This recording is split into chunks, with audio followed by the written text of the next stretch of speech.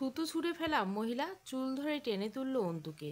অন্তু শরীরের এক পাশ থেকে ওড়নাটা পড়ে গেল। চোখ দুটো বুঝে জোরে করে ডেকে উঠল অন্তু, আব্বু। টুপ করে এক ফোঁটা অশ্রু পড়ল মাটিতে। অন্তু খারাপ মেয়ে, তার শরীরে ওড়না তুলে দেবার প্রয়োজনীয়তা বোধ করলো না কেউ। মহিলা বলল, লাঙ্গের লগে সাথে বিছানায় যাইতে মন চায়, বিয়ে করবার তার বাড়ি যাইতে মন চায় না। এতক্ষণ তাও যা ভাবনায় আসিলাম, তুই তো তার চাইতেও বেশি শয়তান মাইয়া। আমার মাইয়া হইলে জিন্দা কবর দিয়ে থুইতাম। মাইয়ারে বয়স 14 হইতে বিয়ে দিয়ে দিছি। তোর মতো বেড্যাশ পুষি নাই কলেজে পড়াইয়া। অন্তু তার তপ্ত চোখ দুটো তুলে তাকালো। আমি কিছু করিনি। অপবাদ দিচ্ছেন চাচি আপনি?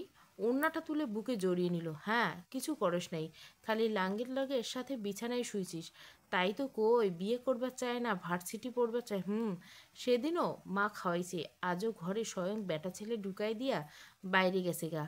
এতই যখন রং মনে, তাহলে আবার বিয়ে করবার চাও না কেন তারে? অন্তু সহ্য ক্ষমতা ছড়ালো, চিৎকার করে উঠল, আর একবার কেউ আমার বাপ মায়ের দিকে নির্দেশ করে কথা বললে পড়ে থেকে ইট তুলে তার মাথা 2 খণ্ড করতে আমার হাতে বাঁধবে না।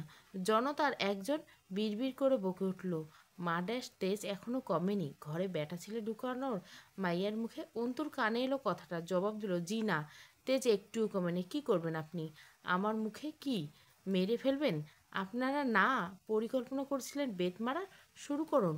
আপনাদের ভাষ্যমতে পাপ যখন করছি, শাস্তি আমার পাওয়া উচিত। শরীয়ত অনুযায়ী শাস্তি দেওয়া শুরু করুন। কোনো নাটকীয় শাস্তির জন্য প্রস্তুত নই আমি।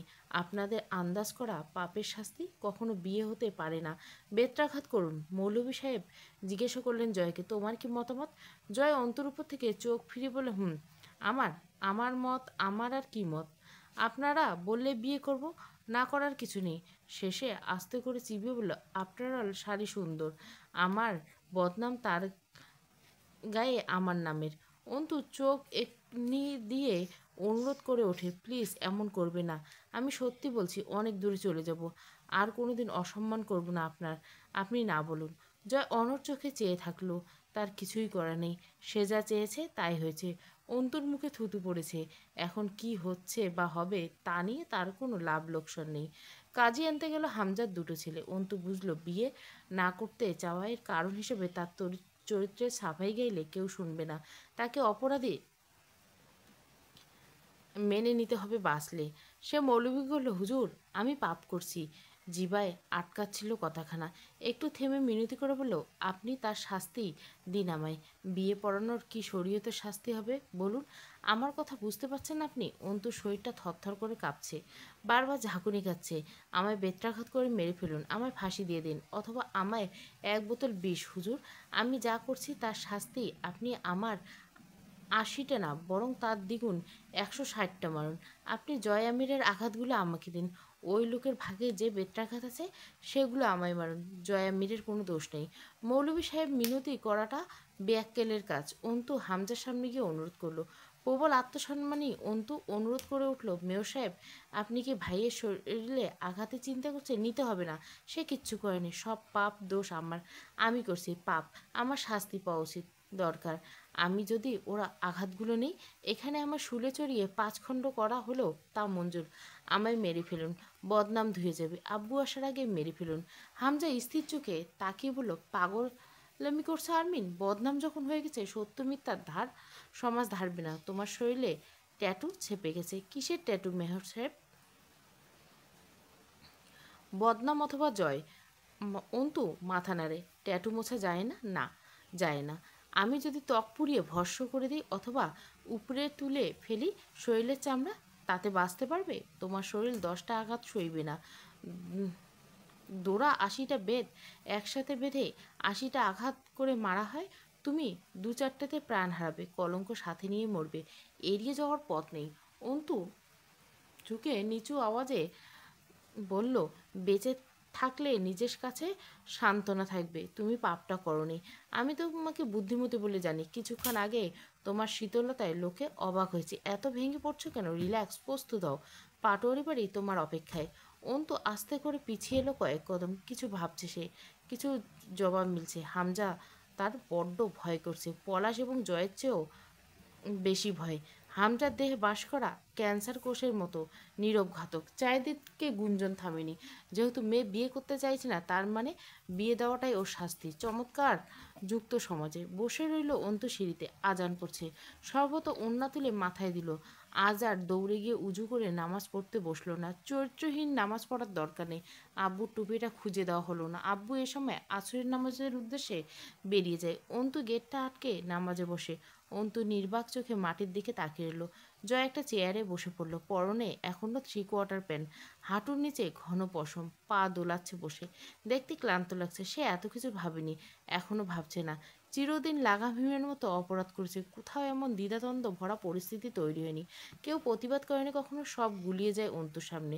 সব কিছুর বাজি পাল্টায়, এমনকি তার লাগাম ছাড়া অপরাধের। অন্তুর উপর রাগটা তত্তর করে বাড়ছে, জেদ উঠছে। অন্তু মাটির কাছে অনুরোধ করলো, ফাঁক হয়ে যা। আমাকে এই মুহূর্তে জায়গা দে তোর গর্বে। নাকি তুইও ভুল বুঝছিস আমায়? আমাকে কি তোর বলাৎকার মেয়ে মনে হচ্ছে মাটি? তুই কথা বলিস না কেন? তোর বুকে দাঁড়িয়ে মানব সন্তান এত কিছু ঘটায়, তোর ধৈর্য কুলায় সবটা? তোর বুকে ভার অনুভূত হয় না? মাটি জবাব দেয়।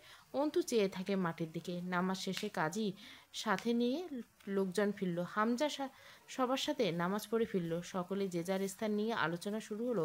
ছোট্ট একটা পাড়ার প্রবীণরা হামজাকে জিজ্ঞাসা করলো, তো তুমি কি বলো, বিয়ে পড়ানো শুরু করা যায়? হামজাকে বলার সুযোগ দিল না অন্তু। চিৎকার করে বলল, বললাম না বিয়ে হবে না। আমাকে এখানে কেটে শত টুকরো করলেও কোনো রকম বিয়ের আয়োজন হবে না এখানে। আমি যা করছি তার জন্য বিকল্প যে কোনো শাস্তি দিন আমায়, আমি তৈরি। কিন্তু আমরা চাইতেছি না তোমারে জিন্দা মাটিতে পুঁততে, তার চেয়ে কিন্তু আমি তো চাইছি আমাকে পোতা হোক, বেত্রাঘাতে সাজা দেওয়া হোক। আপনাদের ব্যথা লাগছে কেন? মার পড়বে আমার শরীরে। তাছাড়া আমার মতো চরিত্রহীনের জন্য এত মানবিকতা দেখালো, বরং আপনারা কিন্তু গুনাহগার হবেন আল্লাহর কাছে। সুতরাং যত তাড়াতাড়ি সম্ভব আমাকে আঘাত করা শুরু করুন। লোকজন ফাপড়ে পড়ে গেল। অদ্ভুত চোখে ভুরু কুচকে তাকিয়ে রইল। এখন মেয়েটার কথা যুক্তি ভাষা বিনষ্ট। চোখের প্রতিবাদ এক বিন্দু কমেনি। যুক্তিতর্কের ঊর্ধ্বে জয়ের অপরাজয়ের মস্তিষ্ক বিস্ময়ে খেলে গেল। চোখ সরালো না অন্তুর উপর থেকে। অন্তুর মুখে ঘাম জমেছে। বুকটা ওঠানামা করছে। চোখ দুটো কাতর, অথচ অগ্নুৎপাতের গলিত লাভা যেন ঢলকে পড়ছে।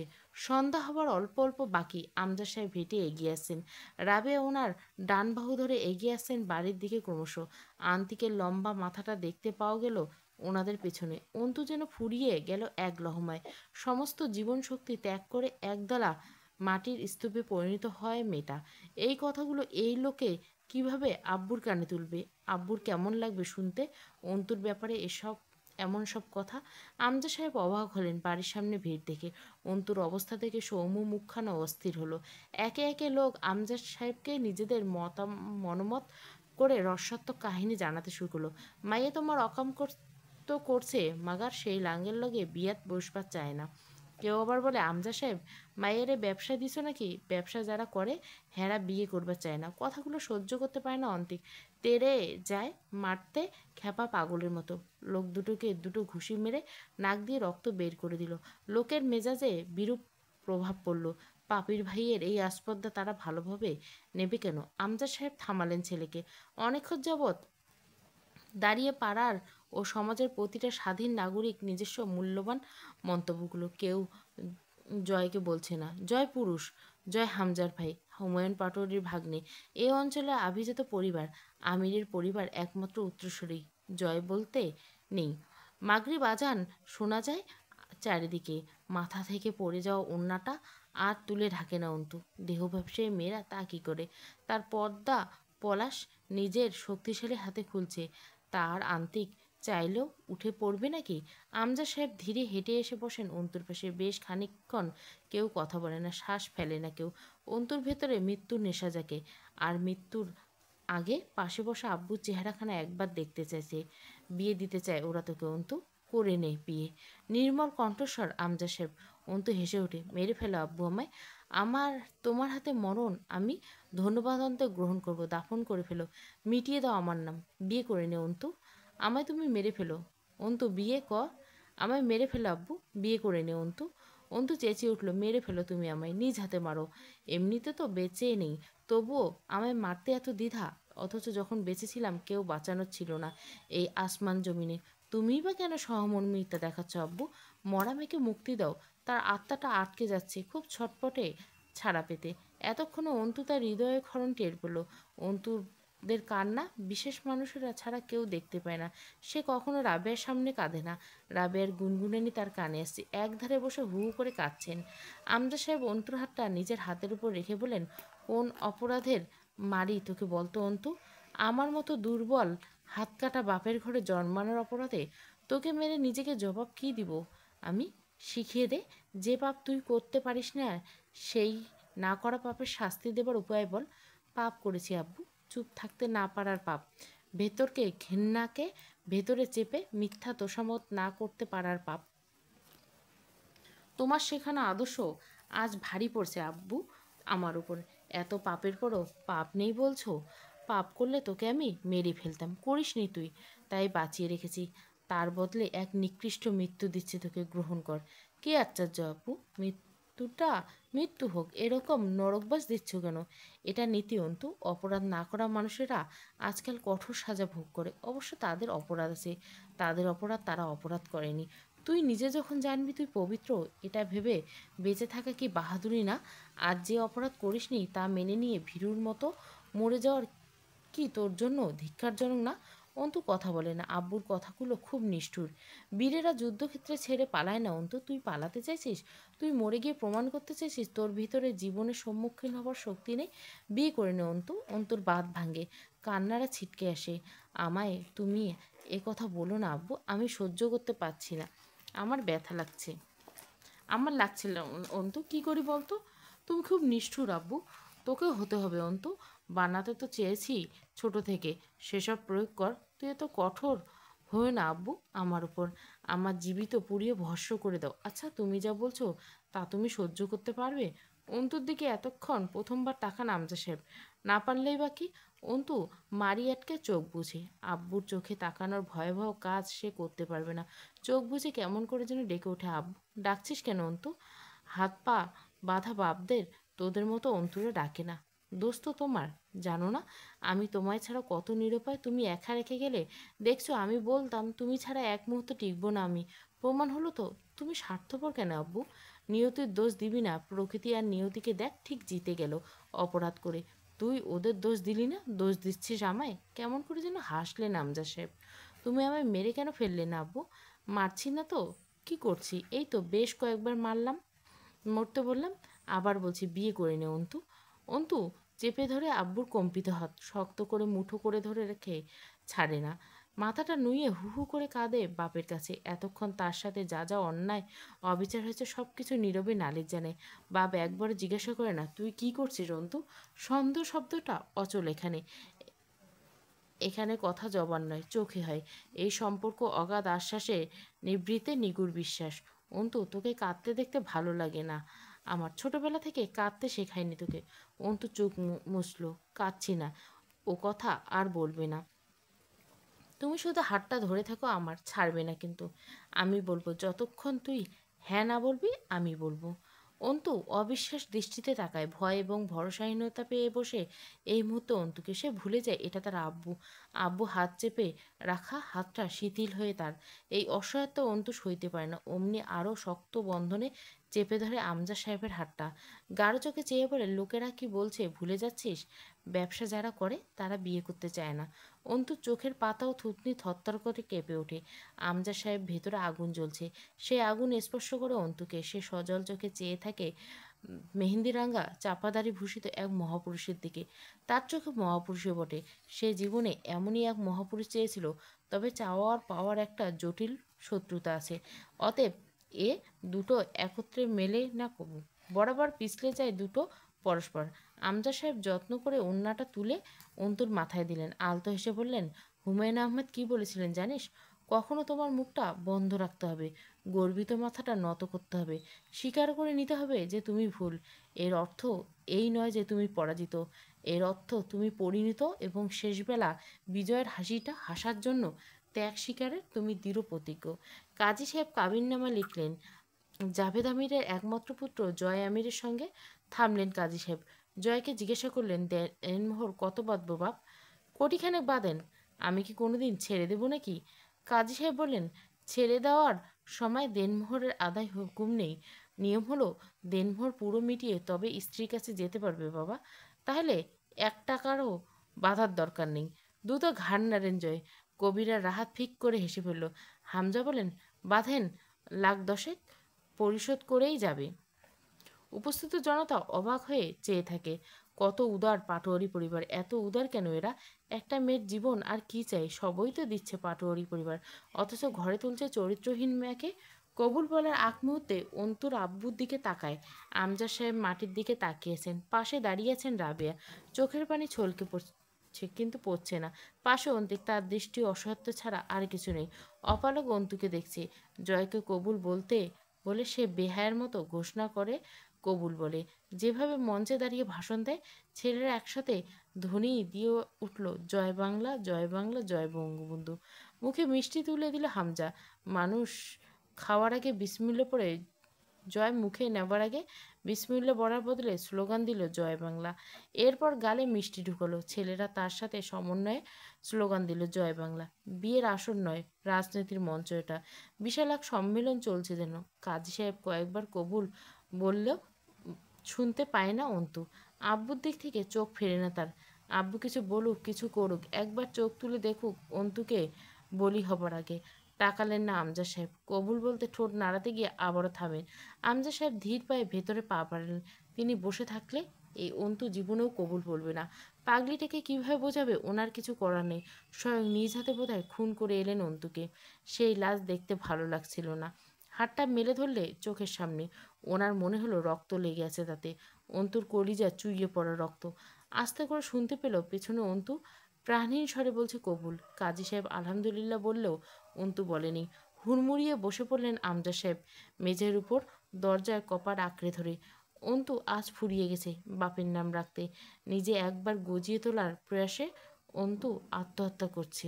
অন্তু জয় আমিরকে কবুল করেছে। রাত 10টা 38 মিনিট। হামজা জয়কে নিয়ে অন্তুদের বাড়ি থেকে বেরিয়েছে এশার আজানের পরে। জয় আজ পলাশের হোটেলে যাবার কথা ছিল। পলাশ অপেক্ষা করছে, কিন্তু হামজার সাথে সে এলো আব্দুর রহিম মেডিকেল হাসপাতালে। বহির্বিভাগ দিয়ে ঢুকে এগোতে জরুরি বিভাগ। কেচি গেটের উপরে বেঞ্চিতে বসে আছে লোকজন। কেউ কেউ বারান্দার গ্রিল ধরে আছে। উকিঝুঁকি মারছে ওয়ার্ডের ভেতরে। 500 শয্যার এই বিশাল হাসপাতালে লতিফকে খুঁজে পাওয়া সহজ কাজ নয়। কিন্তু আজ বিকেলে কেবিনে শিফট করা হয়েছে লতিফকে, হামজার নির্দেশ। কেবিনের দরজা চাপানো, স্পেশাল কেবিনের রুম। হামজা ঢুকতে লতিফের স্ত্রী আসমা উঠে দাঁড়ালো এক কোণে। হামজা বাধা দিল, আপনি বসুন ভাবি, লতিফ ভাইয়ের পাশে বসুন। জয় জয় বারান্দায়। সামনে দিয়ে একটা মেয়ে হেঁটে যাচ্ছিল। সে মনোযোগ দিয়ে দেখলো যতদূর দেখা যায়। দেখতে ভালো লাগলো, তবুও দুটো বাজে গালি দিল মনে মনে। হাসপাতালে কেউ এভাবে পটের বিবি সেজে আসে? যখন সামনে দিয়ে হেঁটেই যাচ্ছিস। কোমরটা ন্যাকামিতে বেশি দুল ছিল। জয়ের ইচ্ছে গেলো ধপ করে একটা কোমরের উপর লাথি মেরে কোমরটা সোজা করে দিতে। আবার ভালোও লাগতেছিল দেখতে। লতিফ ঘুমাচ্ছে। তার এক পায়ের রড রিং গেঁথে দেওয়া হয়েছে। পায়ের উপর অস্ত্রোপচার দরকার পড়েনি। হাঁটু অবধি ব্যান্ডেজ। জয়ের হাতে চর্চা কমে যাওয়ার ফল। ডান পায়ে রিংটা গেঁথে গেছে সেখানে। দেখলে কেমন গা শিরশির করে ওঠার মতো। এক পা ফুলে 4 পায়ের সমান হয়েছে। অবচেতন পড়ে আছে লতিফ। জয় জানে ডান পায়ে যখন সে প্রথম আঘাতটা করেছিল, 10 মিনিট মোটা রডের আঘাতে জয়ের সমস্ত শক্তি ক্ষয় হয়েছিল। হাঁটুর নিচে ফিমারের হাড্ডিগুলো চূর্ণ হয়ে গেঁথে যাবার কথা ভেতরে, মাংসপেশির ভেতর। তাই হয়েছে। এই রিংয়ের পা ঠিক করতে পারবে বলে মনে হয় না। পরের আঘাতটা করার সময় দয়া হয়েছে জয়। হামজা লতিফের ছোট্ট মেয়েটাকে কোলের উপর বসিয়ে আদর করছিল। হামজার কাছে বেশ কিছু চকলেট পেয়ে বাচ্চাটা খুব খুশি। হামজা আসমাকে সান্ত্বনা দিল, ভাবি কাঁদবেন না। যারা লতিফ ভাইয়ের এই হাল করছে প্রত্যেককে তাদের শাস্তি ন্যায্য।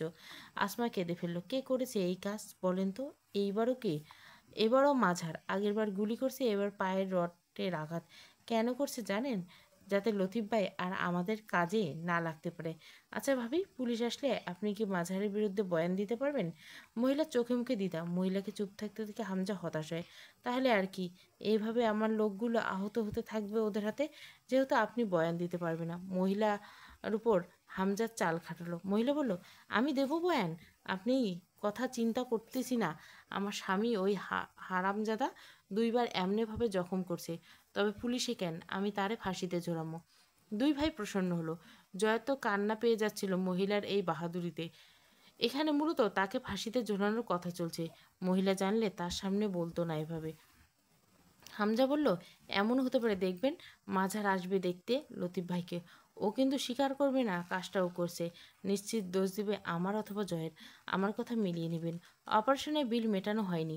হামজা কল করে দেওয়ার পর বকেয়া অস্ত্রোপচার সম্পন্ন হয়েছে। আসমার সামনে হামজা কয়েকটা বড় বড় বান্ডেলের টাকা তুলে দিল হাসপাতাল কর্তৃপক্ষের সামনে। কমপক্ষে ওখানে লাখ পাঁচেক টাকা তো হবে, অথবা হতে পারে তারও বেশি। আসমা কৃতজ্ঞতায় সজল চোখে চেয়ে আছে সাদা পাঞ্জাবি পরিহিত টকবকে পুরুষটির কর্তব্যপরায়ণ শক্ত দেহের। চলে আসার সময় মেয়েটার কপালে গাঢ় করে একটা চুমু খেয়ে আসমার হাতে 1010 টাকা ধরিয়ে দিল হামজা। প্রয়োজনীয় ওষুধপত্র, অন্য অন্য দরকারি খরচ বাবদে।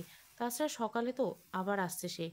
হামজা সর্দার পরিবারের কাছে অনেক আগে শিখেছিলে বিশ্বাসঘাতকতাটা এই জগতে সবচেয়ে নৃশংস শাস্তির দাবিদার। এদের উপর দয়া করা এক প্রকার পাপ। প্রাণের হত্যায় যতটা না লোকসান আছে, তার চেয়ে কঠোর হত্যাকাণ্ড হলো বিশ্বাসের হত্যা। প্রাণের হত্যাকারীর শাস্তি যদি মৃত্যু হয়, বিশ্বাসের হত্যাকারীর শাস্তি আরও শোচনীয় হওয়া উচিত, যেটা জয় করেছে। লতিফ মরলে মুক্তি পেয়ে যেত, অথচ এই অবস্থায় সে প্রতিক্ষণে মরবে। এটা ওর শাস্তি, সাথে হামজার কার্য হাসিল। গাড়িতে ওঠার সময় জয় দাঁড়িয়ে রইল ফুটপাতে। হামজা জিজ্ঞেস করলো, তুই বাড়ি ফিরবি কখন? ভালো লাগতেছে না। তুমি যাও, আমি হোটেলে যাব। জয়ের শরীরে পাতলা একটা ডেনিম জ্যাকেট, সাদা লুঙ্গি পরনে। হামজার শরীরে চাদরটা খুলে ছুঁড়ে মারে জয়ের উপর। এটা পেঁচিয়ে নে, ঠান্ডা লাগলে গালে মুখে থাবড়ানোর ধরে। জয় চুপচাপ চাদর গায়ে জড়ায়। গাড়ি ছাড়ার আগ মুহূর্তে গাড়ির জানলায় হাত রাখি, কিছু টাকা দাও, পকেট খালি আমার। হামজা পকেট থেকে মানিব্যাগ বের করে জয়ের হাতে ধরিয়ে দিয়ে বলল, হোটেলে যাচ্ছিস? থামাচ্ছি না, তবে শুতে একা যাস বিছানায়। আজ কিন্তু বিয়ে হয়েছে তোর। তোর বউয়ের সামনে যা ছোট যেন না হতে হয় আমাকে তোর কুকীর্তির জন্য। কবিরের কথাটা বুঝে ফিক করে হেসে উঠে জয়কে খোঁচায়, বিছানায় একা যাইয়েন ভাই, এখন কিন্তু ভাবিয়েছে আমাগো। অথচ জয় নিশ্চুপ, স্থির চোখে বিদায় জানায় হামজাকে। আজ তার রসিকতার ছুটি। গাড়ি যখন আড়ালো তখন জয় দাঁড়িয়ে রাস্তার পাশে। সে কোথায় যাবে বলে মনে হলো না। কবিরের কাছে একটা সিগারেট চেয়ে নিয়ে লাইটার জ্বালায়। কবির চেয়ে তা দেখে। জয় সচরাচর সিগারেট টানে না। তার সিগারেট টান দেওয়ার কিছু বিশেষ পরিস্থিতি আছে। কোনো ব্যাপারে হয়রানি বোধ হলে, অথবা মন অশান্ত বা দুষ্ট সত্তা শান্ত থাকলে আনমনে সিগারেটে ঠোঁট লাগাতে দেখা যায় তাকে। উদাস পায়ে হাঁটতে হাঁটতে ব্রিজের দিকে এগিয়ে যায় জয়। কবির জিজ্ঞেস করে, ভাই, আজকে মেয়েটার সাথে যা করলেন তা কি ঠিক? জয় রক্তক্ষেকো পশুর মতো দাঁত খিচে বলে, চুপ, একদম চুপ। ওই বিষয়ে কোনো কথা কইবি না। তোর খুব মায়া হইতেছে ওই শালির জন্য, হ্যাঁ? তোরও হাল ওর মতো করি, তারপর দুজনে একসাথে গলাগলি করে কাঁদবি। কবির বুঝলো না জয়ের কি হয়েছে, চুপচাপ সাথে চলল। সঙ্গ ছাড়া যাবে না। জয় গিয়ে ব্রিজের কার্নিশের ধারে দাঁড়ায়। সিগারেটের ধোঁয়াগুলো মিশে যায় অন্ধকারে। শো শো করে গাড়ি চলে যাচ্ছে পেছন দিয়ে। কবির দাঁড়িয়ে আছে পাশে। জয় বিরক্ত হলো। আমার সাথে কি তোর? যা, বাড়ি যা। ক্লাব ঘরে তালা মেরে চাবি হামজা ভাইয়ের কাছে পৌঁছে দিয়ে বাড়ি গিয়ে ঘুমা। আমার সাথে থাকার কিছু নেই। কবির কোনো জবাব দেয় না, চুপচাপ দাঁড়িয়ে থেকে জয়ের পাশে। তার সন্দেহ জয় হোটেলে যাবে না, কিন্তু কেন? হোটেলটা পলাশের, তাই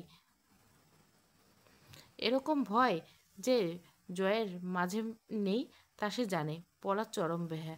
হাজার হলো আবার জয়কে ডাকবে। জয়কে ছাড়া তার আসর জমে না। জয় চেয়ে থাকে অন্ধকারের দিকে। ব্রিজের নিচে ছোট ছোট খুপড়িগুলোতে হলদেটে লাইট জ্বলছে, অথচ জয়ের চোখে ভেসে উঠছে অন্তু এবং আমজা সাহেবের বসে থাকার দৃশ্যটুকু। হিংসায় রক্ত টকবগিয়ে ওঠে ওর।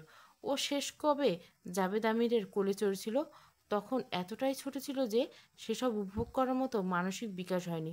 অন্তুর সাথে ওর বাপের সাথে যা ভাব, সব ন্যাকামি যত। কি থেকে কি হয়ে গেল? শুধু ইচ্ছে করছিল পাড়ার লোকগুলোকে এক একটাকে কেটে টুকরো করতে। ওদের ন্যাকামি আর হামজার সম্মান বাঁচাতে আজ বিয়ে করে আসতে হয়েছে। তরুর সামনে গিয়ে দাঁড়ানোটা অস্বস্তিকর। এটার মূল কারণ রাতটা বাড়ি না ফেরার। যাতে রাতে ফিরুক, দেখা যাবে মেয়েটা সোফার উপর বসে ঝিমোচ্ছে। রাতের খাবারটা খায়নি জয়ের সাথে খাবে বলে। জয়কে খেতে দিতে হবে বলে ঘুম আসলেও ঘরে গিয়ে শোয়নি। জিজ্ঞাসা করবে, কোথা থেকে আসছেন? এত রাত করে ফিরতে হবে কেন? কোথায় ছিলেন এতক্ষণ? জয় তরুকে মিথ্যে বলতে পারে না, কোনোদিনও বলেনি। মেয়েটার কাছে জয় খুব যত্নের। ওর সাথে জয় কোনোদিনও বিরূপ হয়নি। আজ সত্যি বলে নিজের নোংরা জীবনের একমাত্র প্রতীক্ষিত মন ভেঙে গুঁড়ো করতে তার ভালো লাগবে না। মেয়েটা ওর একাকিত্ব সইছে, কিন্তু নিজে না, অথচ অন্য কাউকে জয়ের পাশে মানতে পারবে না। জয় হেঁটে ব্রিজের নিচের খুপড়িগুলোতে দিকে এগোয়।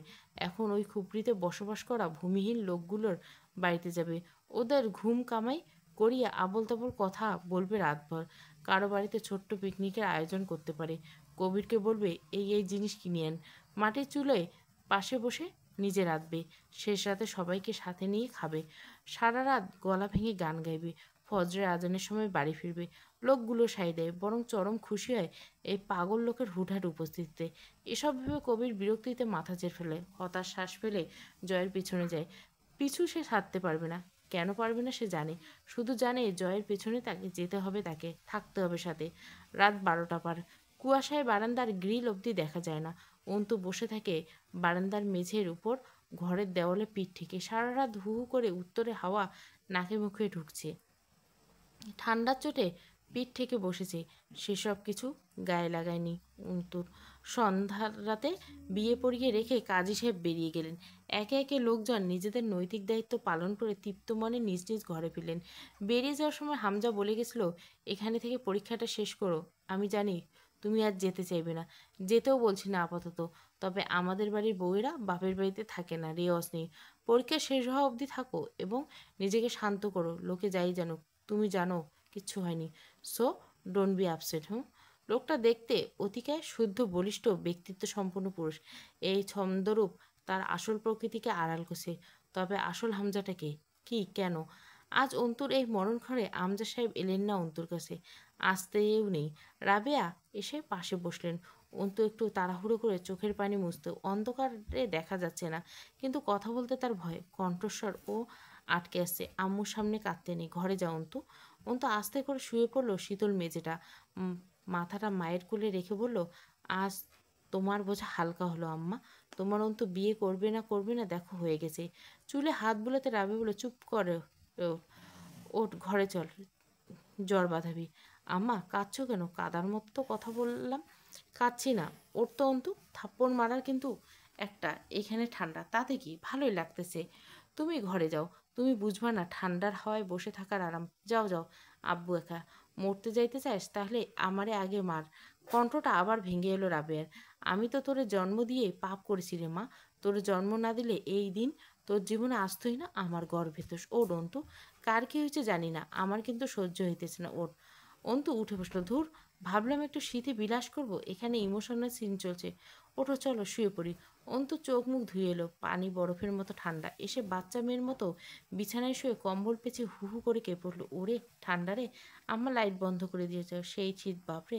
রাবে অন্তুকে কেমন করে যেন তাকিয়ে দেখলেন। অন্তু ঠিক ছোটবেলার মতো কম্বল মুড়ি দিয়ে অল্প মুখ বের করে ঠক ঠক করে কাঁপছে। যন্ত্রণা লুকানো ব্যর্থ চেষ্টা। রাবেয়া চলে যেতে অন্তু স্থির হয়ে গেল। কতক্ষণ অন্ধকারে ছাদের নিচে চেয়ে রইল।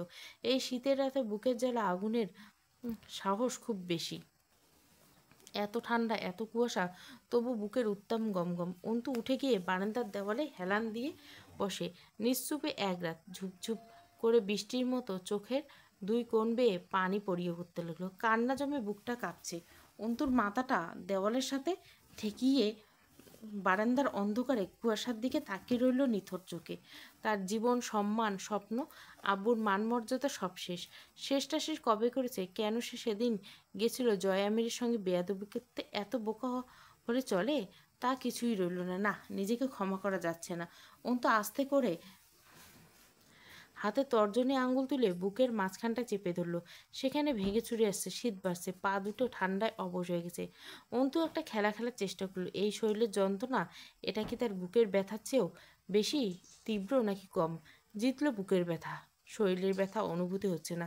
সে অনড় বসে রইল মাথা ঠেকে। ফজরের আজান হলো। উঠল না নামাজ পড়তে, বসে রইল ওভাবে। রাত 2টোর দিকে রোজগারের মতো অন্তুকে দেখতে এলেন আমজা সাহেব। তিনি আজ লুকিয়ে দেখতে এসেছেন। অন্তু ঘুমালে দেখে চলে যাবেন। কিন্তু অন্তুকে ওভাবে ঠান্ডার মাঝে বারান্দার মেঝে বসে থাকতে দেখে বুকের ভেতর যেন কেমন করে উঠলো। অসুস্থ শরীর নিয়ে বসলেন অন্তুর পাশে। অন্তু ঘাড় ঘুরে তাকালো না। ওভাবে বললেন, ঠান্ডা লাগবে আব্বু, ঘরে যাও। তোর লাগছে না? বুঝতে পারছি না, তুমি অসুস্থ, এখানে বসে থেকো না, যাও। কিছুক্ষণ চুপ থেকে আমজাদ সাহেব জিজ্ঞাসা করলেন, আমার বাপ হবার চেষ্টা করিস না অন্তু। তা করবো আমার সাথ দিই? বাপ তো তুমি আপু, স্বার্থপর বাপ। বাপ হিসাবে তুমি ঠিক আছো। আমি তোমার বাপ হলে এমন করতাম না, ভুলভাল কিছু করতাম। তুমি ঠিক কাজ করছো। আমজাদ সাহেব কি এক অদ্ভুত হাসি যে দিলেন, হেসে বলেন, কি করতে তুই বল? মেরে ফেলতাম। তাই তো করছি, বাঁচিয়ে রেখেছি।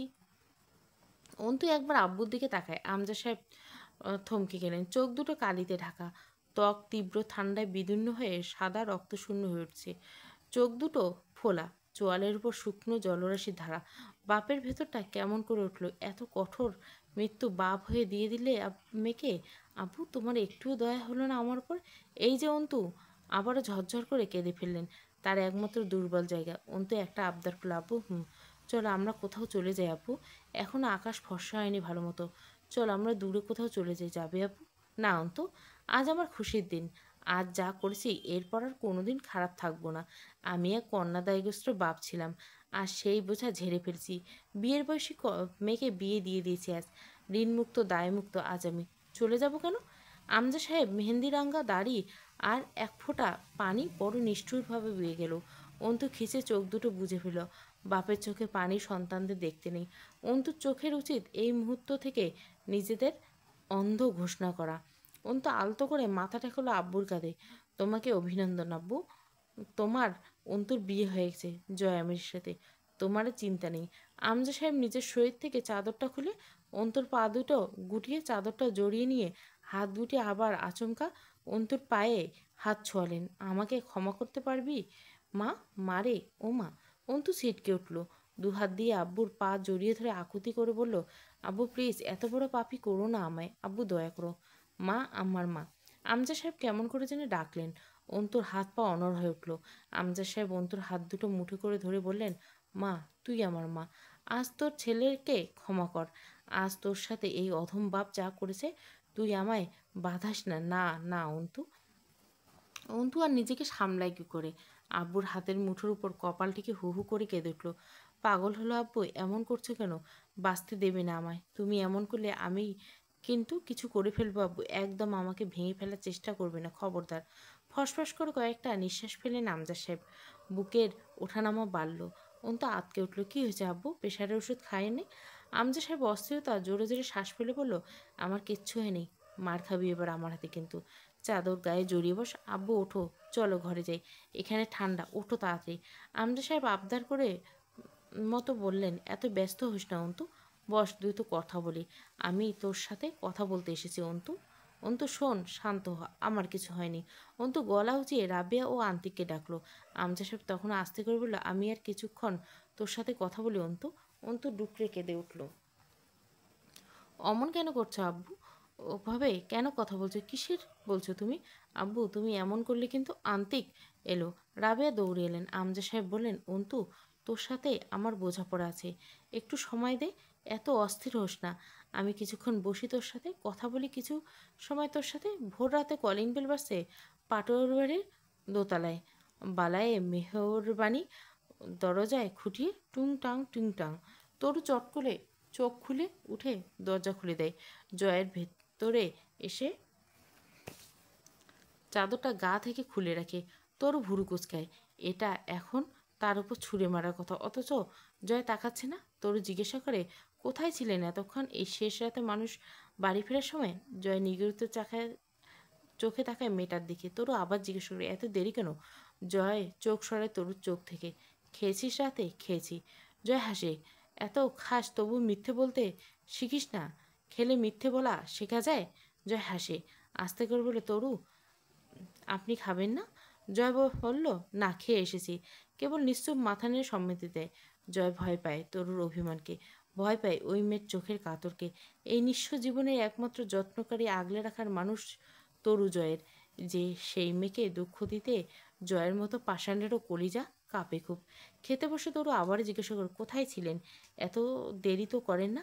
জয় হেঁটে ঘুরে এসে তরুর পাশে দাঁড়িয়ে জগ উঠিয়ে নিতে নিতে ফিস করে বলে, তোকে খুন করে এসেছি আজ। তোরও আতকে উঠে অজান্তে। জয় মিথ্যে বলে না, হাসতে হাসতে কঠিন সত্য বলে। তবু হাসে, আপনার হাতে আমার খুন মঞ্জুর।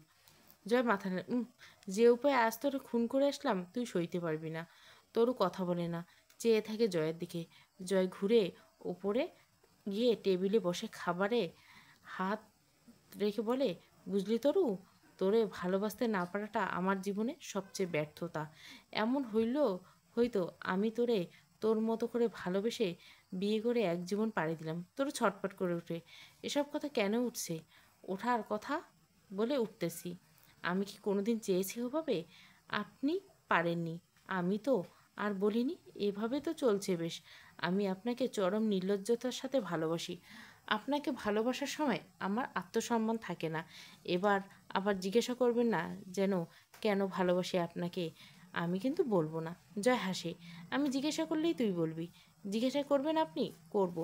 বল কেন ভালোবাসিস আমায়? তোর মসৃণ হাসে। 3 বোনের পর যখন আমি মায়ের গর্ভে, তখন বাপ ভেবেছিল একটা ছেলে হবে। হলাম আমি। বাবা মাই মানলো না। মায়ের পক্ষে সম্ভব হলো না আমাকে মানুষ করার। চলে এলাম খালার কাছে। 4 বেলা খেটেছি, 2 বেলা খেয়ে আশ্রিতার জীবনে মানুষ হয়েছি। হামজা ভাই পড়ালেন টুকটাক। তুলিয়াপার কাছে শুয়েছি। আমারও শখ থাকতে পারে, এ কথা কারো স্মরণে আসে না। তবে এক নোংরা মানুষের কাছে আমি দুটো চুলের ক্লিপ, একজোড়া হাতের চুড়ি, চোখের কাজল স্টিক, চুলে গোজার ফুলের খোপা, ভারত থেকে আনা শাল চাদরখানা, নবীনবরণের শাড়ি, রাস্তার মোড়ে মামার দোকানে ঝালমুড়ি, বাড়ির সামনে দিয়ে যাওয়া চালতার আচার পেয়ে এসেছি কাল ধরে তার হাত থেকে। আমি যখন ছোট ছিলাম এ বাড়িতে এক তেরা ছেলের বাদ ছিল, যার কাজের ঠিক নেই, কথার রস নেই। লোকে বলে নিকৃষ্ট লোক, সেও বলে আমি নাকি তার থেকে এসব আদায় করে নিয়েছি নিজের যত্ন দিয়ে। অথচ আমি ছোট ছিলাম, যত্ন করা বুঝতাম না। তুলিয়াপা একবার চুল ধরে মারতে এলো। সে গিয়ে তুলিয়াপাকে ধাক্কা দিয়ে ফেলে দিল। ছোট মানুষ, ওকে মারবি না আর, নয়তো আমি তোর কান ফাটিয়ে হাসপাতাল করব। এবার বলুন, আমি তাকে যত্নে ভালোবেসেছি নাকি ভালোবাসতে বাধ্য করেছি? তোর চোখ দিয়ে ঝরঝর করে পানি পড়ছে, অথচ কথা আটকাচ্ছে না মেয়েটার। জয় তা দেখে হাসলো। আজ সে এক মহা পাপ করেছে। তার খুব আনন্দ লাগছে। কিসের যেন বিষাদ আনন্দ আন্দোলন নেমেছে জয়ের বুকে। ধীরে ধীরে তার সংক্রমণ ব্যাধির মতো ছড়িয়ে পড়ছে ভেতরে। জয় জিজ্ঞাসা করলো, আর কোনো কারণ নেই? তোর চোখ মুখে হাসে। আছে তো। মেয়ে মানুষ রহস্যমণ্ডিতে, জানেন না তারা থেকে যে কিসে আটকায়। কেউ কেউ কোনো পুরুষের গোপন নিঃসঙ্গতা আটকায়, বাপ মাহিনে বেপরোয়া জীবনে আটকায়, যদিও তার পাপগুলো ক্ষমা করে নেয়। আপনি পাপী, জঘন্য পাপী, আর আমি সেই পাপীর নির্লজ্জ প্রেম পিপাসী। সাহিত্যিক কথাবার্তা না? দুজনে হে হো করে হেসে উঠল। তরুর চোখে পানি, জয়ের চোখ জ্বলছে, লাল হয়ে উঠছে চোখ দুটো। কিন্তু জয় কাঁদতে পারে না, কারণ সে কাঁদতে শিখেনি। কাঁদা ব্যাপারটা কেমন যেন হয় জানে না। অনেকক্ষণ দুজনে হাসলো মাথা নিচু করে। জয় যখন খাওয়া শেষ করে ঘরে যায় তখন ফজরের আজান শেষ হয়েছে মসজিদগুলোতে। সে গিটারটা নিয়ে বারান্দায় বসে, কুয়াশায় যেন মোটা চাদরের মতো প্রকৃতি বিছিয়েছে। তরু ঘরে গিয়ে শুয়ে পড়ে আস্তে করে কোয়েলের পাশে। ওর তার ওপাশে তুলি ঘুমাচ্ছে। টুংটাং গিটারের শব্দের সাথে ভেসে আসছে জয়ের ভাঙা গলার আওয়াজ। আমি বা কে, আমার মনটা বা কে, আজও পারলাম না আমার মনেরই চিনতে। ও পাগল মানব রে, মন কেন এত কথা বলে? আমি যত চাই আমার মন রে বোঝাইতে, মন আমায় চায় রঙের ঘোড়া দৌড়াইতে। ও পাগল রে। চলবে। অবরুদ্ধ নিষেধ পর্ব 20। পুরো গল্প